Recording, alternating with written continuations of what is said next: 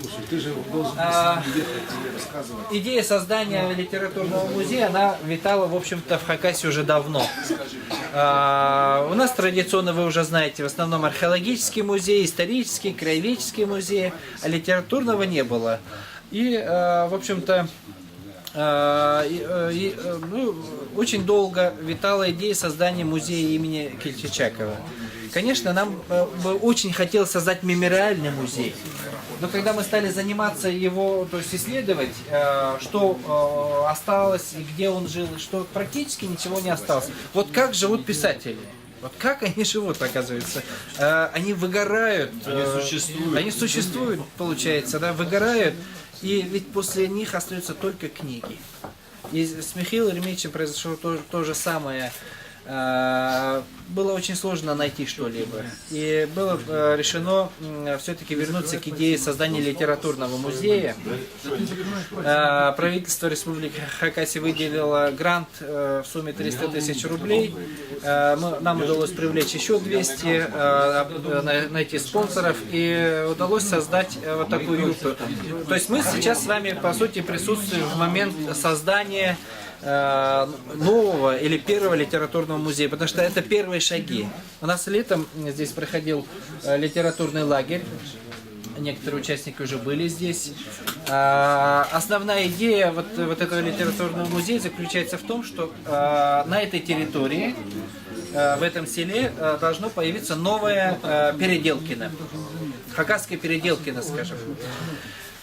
Конечно, на сегодня вот эта Тёйская земля, вот куда мы долго-долго ехали, наконец приехали, это подтаежная зона, это отдаленное село, оно вошло в программу развития малых сел Хакасии. То есть, если вы живете здесь и держите скот, то республика вам приплачивает даже за это. За то, что вы держите именно маточное поголовье. И в прошлом году, когда мы открывали вот этот музей, глава правительства Виктор Михайлович Зимин, он обещал помочь сельчанам и обещал помочь развить вот этот первый литературный музей, потому что это он понимает важность создания литературного музея. Здесь много родилось талантов. Апанис Бурнаков, это хайджи, то есть исполнитель героических эпосов на Чадхане. Евдокия Тагдамаева, это певунья, певица. Здесь то есть из рода Албычаковых были хайджи. То есть здесь был такой маленький культурный очажок, где люди не стремились к театрализации, а жили так, как у них получается. И Михаил Еремеевич, родившись здесь недалеко от этих мест, он любил эти земли и, в общем-то, внимал все, что давало ему окружающее пространство и люди. Вот здесь у нас есть его автобиография, копия, конечно. Вот Михаил Еремеевич Кельчичаков родился в 19 году, 21 ноября, в селе Верхняя Тёя Аскийского района Хакасской области, значит, в семье крестьянина-бедняка. Отец мой Кельчаков Еремей, мать Баргаяк Елизавета Васильевна. Еремей Андреевич, он тоже немножко знал сказания. Ну, здесь все знали сказания, потому что это было единственное развлечение, забава, может быть, да? А его мама оставила себе память только потому, что она была знатной певуньей. Ни один праздник не обходился без нее. Здесь же он пошел в первый класс позже, чем обычно дети. И, в общем-то, он рано остался без родителей. И он рано осиротел и жил среди родственников. И родственники, конечно же, старались создать максимальные условия, чтобы вот этот ребенок выжил. В хакасской среде не принято бросать человека, всегда старались взять. И жил он в окружении музыки гор, рек, шелеста травы, всплеск реки. И я вот предлагаю послушать сейчас выходца тоже из этих мест, Станислав Албычаков. Это наш музыкант, ученик Евгения Лубашева, знатного хакасского хайджи, исполнителя горлового пения. И вот он сейчас нам представит то искусство, которое внимал и слушал молодой Михаил Еремеевич Кельчичаков.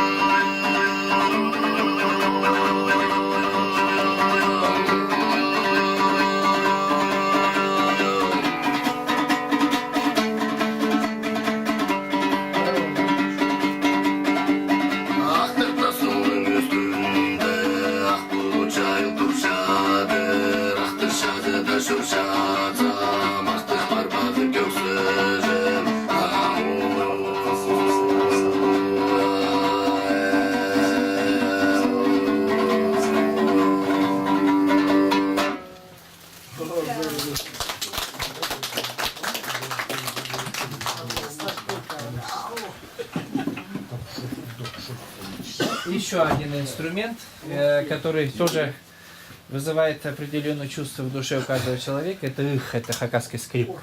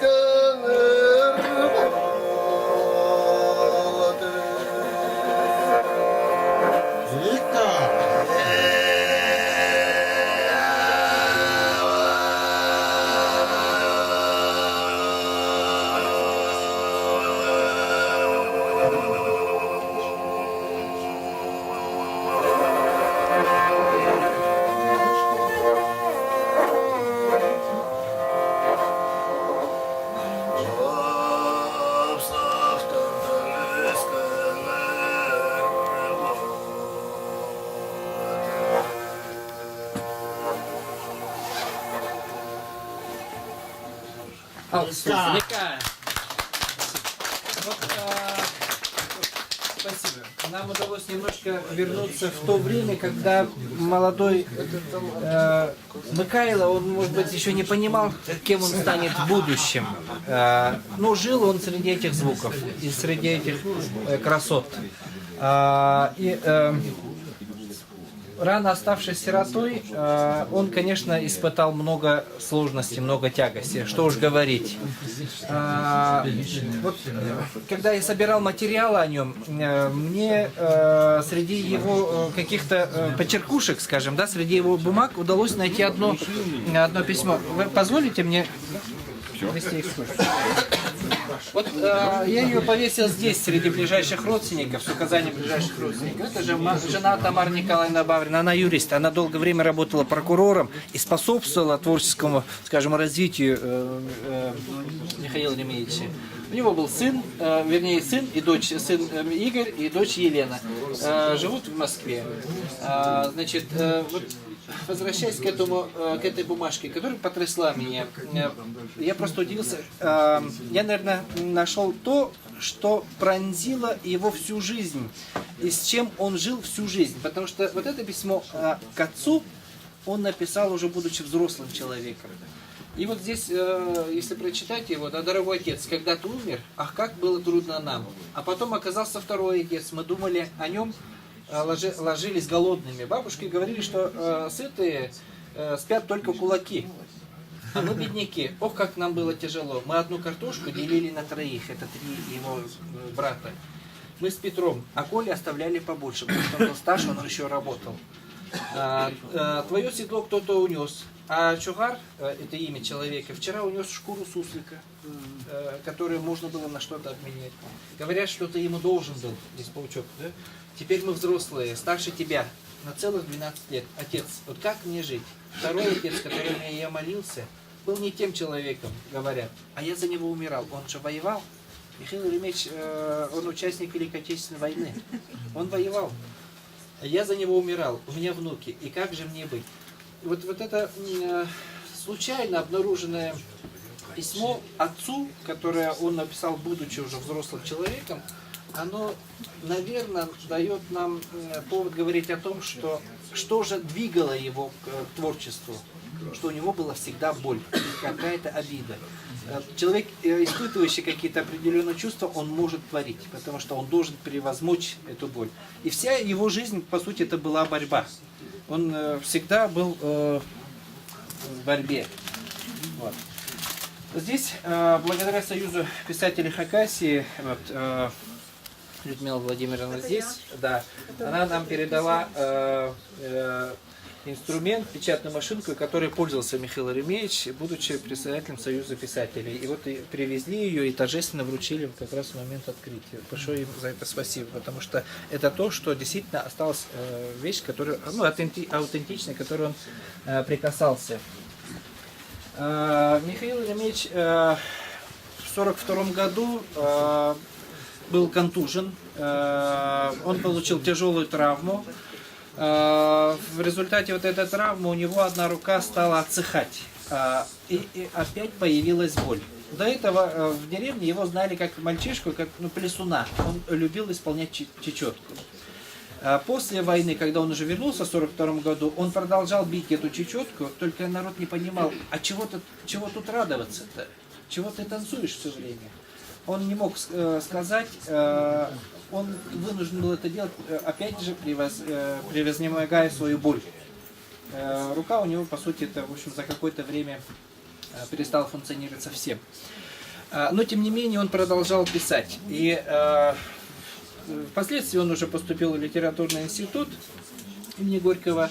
И там, конечно, он познакомился с видными на сегодня, да, классиками, ну, скажем правильно, уж если неправильно, поправьте, российской литературы.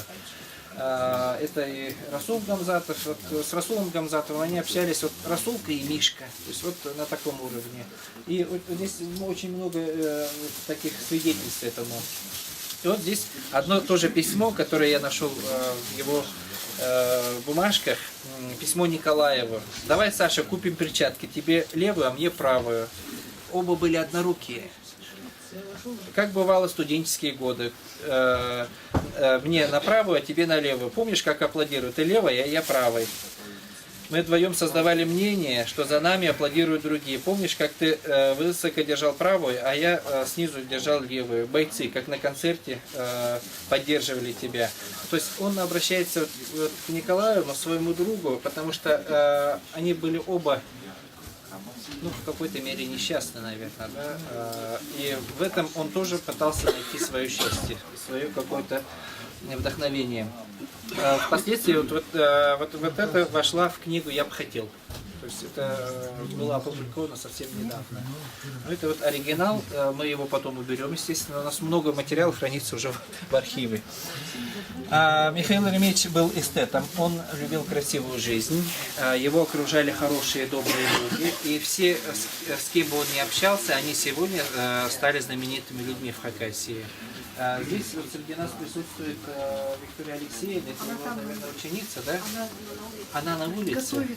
Ну, Людмила Владимировна тоже имела тесное общение с Михаилом Еремеевичем. То есть Михаил Еремеевич находил минуту на каждого человека. То есть он в каждом оставил свой след. Здесь подарки, которые были ему когда-то подарены. Чернильница, это все оригинальные вещи, но перо, конечно, мы уже возобновили. И светильник тоже тех времен, 40-х годов. Михаил Еремеевич был удивительный человек, он был непоседа сам и не давал сидеть другим. Вы меня поправите, Айтыс когда начался? При нем? Да.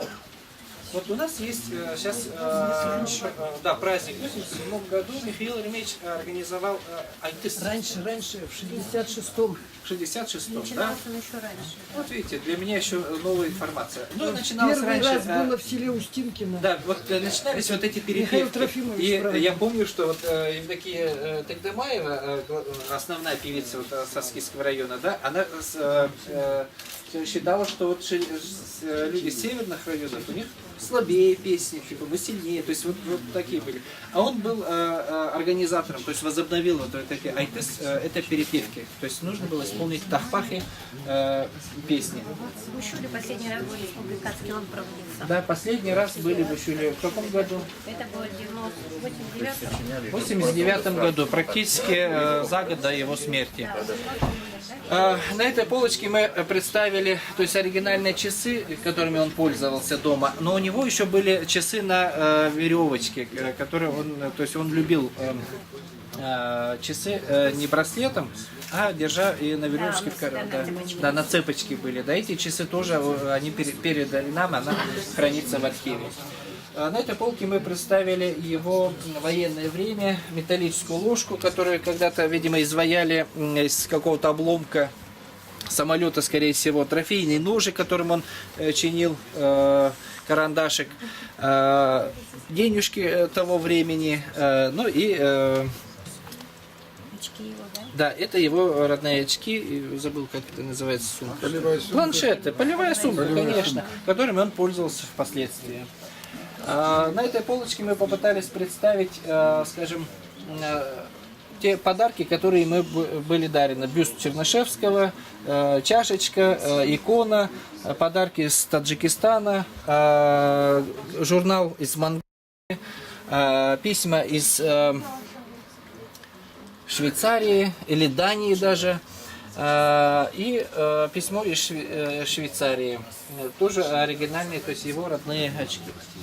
В общем-то, Михаил Еремеевич, он всегда оставался ревнивым хранителем традиций, он очень ревностно к этому относился, и поэтому он получил среди народа звание действительно Тюренчирным Кюльчице, певец родной земли. Да, родимой земли. На этой полочке мы попытались представить, вот здесь это издание, которое ему удалось издать при жизни, публикации. Публикации были на русском, на хакасском, киргизском, тувинском, бурятском и украинском языках. И как он впоследствии потом еще указывал, что его переводили даже на испанский язык. Но пока мы не нашли, мы ищем. Вот буквально недавно в Туве мы обнаружили книгу, которая была переведена, то есть его произведение переведено на тувинский язык. И эта книга осталась в единственном экземпляре, и мы сейчас хотим ее себе заполучить. Электронный вариант мы уже заполучили, а оригинал мы получим попозже. Когда мы найдем какую-нибудь книгу тувинского писателя, переведенную на хакасский язык. Это вопрос о том, что... Это фотография какого года? Вот эта фотография, вот я хотел спросить у Виктории Алексеевны как раз. Это, наверное, 80-е годы. Здесь очень много писем. Вот постановление секретариата Союза писателей. Вот Союз писателей, выписка из постановления, итоги выездного расширенного заседания. У нас же сегодня тоже выездное расширенное заседание получается, да? С чем я вас поздравляю. Здесь есть именно вот письма, указывающие, чем же в организационном плане был занят Михаил Еремеевич. Помимо резолюции 8-го съезда писателей СССР, мне удалось найти меню того времени, но почему-то это тоже, видимо, показалось интересным, потому что в меню тоже очень оригинальное название есть. Ну, это в дальнейшем. Его, конечно же, мысли, вот его письмо, которое он когда-то написал, оно все еще, наверное, верно и правильно. Вот он говорит, что писатели должны смелее исследовать жизнь, вскрывать недостатки и противоречия текущей действительности, не приукрашивая реальность, не умалчивая тех отрицательных фактов, которые мешают народу, стремительно двигаться вперед. Именно наше писательское умалчивание об отрицательных социальных явлениях нашей жизни помогало укорениться в некоторой части населения равнодушие или благодушие. Общественникам движения тот известный застой, против которого сейчас партия борется, он так написал. Я думаю, что это предложение, оно действительно все еще до сих пор. Действительно, мы, наверное, должны вернуться к этому, понять и почувствовать свое предназначение. На этой полочке мы попытались представить его работы. Ведь его работы были... Вот Абелла Холл, пьеса Абелла Холл, она была поставлена в 160 областных театрах. Подумать только, вот в 160 областных театрах. Его приглашали везде. Вот здесь, вот на этом письме, вот здесь, просто, это тоже его рабочие материалы. Город Тольятти, ВАЗ, имени 50-летия СССР, директор ДК ВАЗа. Это его приглашали везде. То есть был у нас только... город Куйбышев, Союз писателей РСФСР. Тут даже телефон есть. Олег Маслов, да? То есть вот такие удивительные моменты есть. Гастроли. Павловский городской драматический театр. И председатель правления Союза писателей РСФСР Сергей Михалков пишет ему тоже письмо, выражая сердечную благодарность за инициативу, большую организационную работу по подготовке и проведению творческой конференции в Абакане. То есть очень, причем с оригинальными, все это оригинальными подписями. И здесь еще сохранился его личный бинокль для того, чтобы просматривать свои спектакли. Он много работал и слабо сохранял зрение, наверное. И поэтому он в некоторых случаях использовал бинокль. Здесь мы повесили политическую карту мира, да, но мы ее повесили, знаете, для чего? Только для того, чтобы показать его передвижение. Где же он двигался, где он бывал, где он ездил. В большей части он бывал в делегациях, конечно, Союза писателей, но иногда из-за того, что он не всегда находил доброе понимание с властью, власть его не включала, и он ездил на собственные средства. Здесь и Монголия, вот Хакасия, вот Монголия,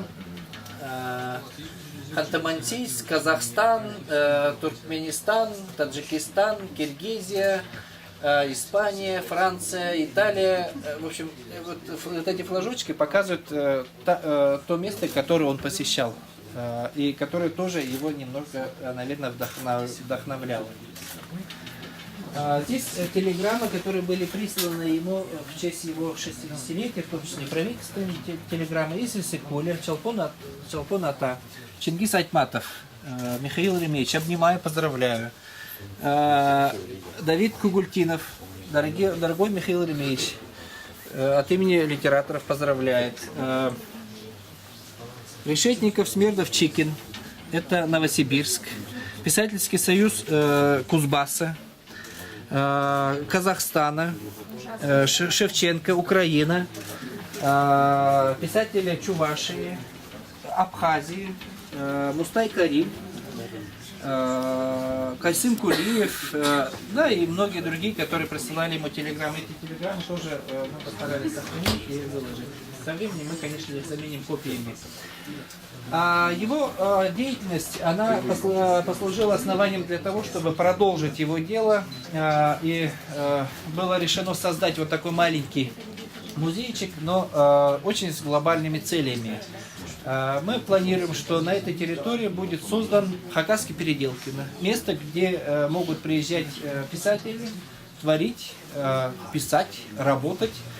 Уже планируется к 95-летию, 21 ноября ему исполнилось бы 95 лет. Мы планируем, что здесь уже будут 2 дополнительные юрты. Ну, успеем или не успеем, не знаю, но будем очень стараться. Я думаю, что к следующему году, благодаря вашей поддержке, я очень с большой благодарностью выражаю свою благодарность именно секретариату, выездному секретариату Союза писателей России, потому что ваш приезд для нас это большая радость, и это то, что нас окрыляет для дальнейшей работы. И я думаю, что наши коллеги, которые приехали из Горной Шории, из Алтая, из Тувы, из Кузбасса, и Красноярска, и Москвы, я очень надеюсь на вашу поддержку в деле как раз развития литературы или литературного музея Хакасии.